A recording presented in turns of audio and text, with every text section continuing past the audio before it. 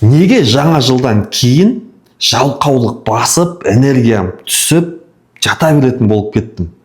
Бизнесімді жүргізгім келеді, дамытқым келеді, пландарым көп болды. Бірақ жаңа жылға дейін мен шапқылап жүретін күшім көп еді, қазір ондай емес.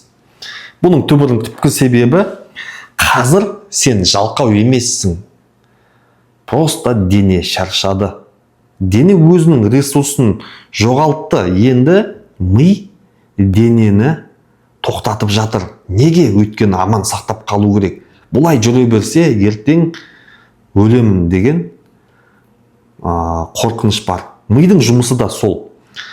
Ал неге жаңа жылға дейін бәрі жақсы болды? Жаңа жылға дейін үлгеруім керекпін деп шапқылап жүрдім. Ол жерде энергиям көп деген сөз емес. Ол жерде мен адреналинмен, ішкі қысыммен шауып жүрдім, тоқтамай.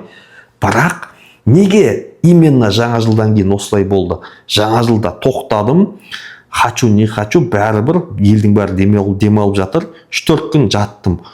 3-4 күн жатқан кезде денемнен шаршау шыға бастады. Сол кезде менің миым түсінді.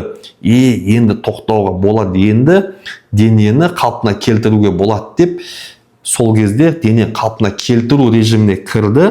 Бірақ сол кезде адамда жалқаулық сияқты бір сезім пайда болады, шаршау пайда болады. Бұл дене босатып жатыр бәрін.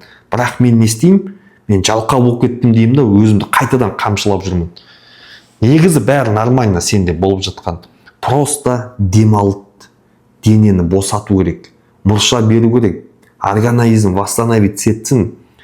Бірақ оған 1 ай, 1,5 ай уақыт керек болады. Рұқсат бере аласың ба осыған өзіңе? Бірақ осы демалысты кезеңін дұрыс өткізген болсаң, желание өзі естественно қайтып келеді, энергия өзі қайтып келеді, идея, фокус бәрі өзі қайтып келетін болады. Осы таныс болатын болса, қорқатын ештеңе жоқ. Егер осы кезеңнен өту қиын болып жатқан болса, онда мен Нұрбапа бизнес-психолог, маған жеке разборға жазылсаң болады. Мен саған осының шешу жолдарын көрсететін боламын. Каналға жазыл, подписка жаса, осы жерде осындай терең ақпараттармен бөлісетін боламын.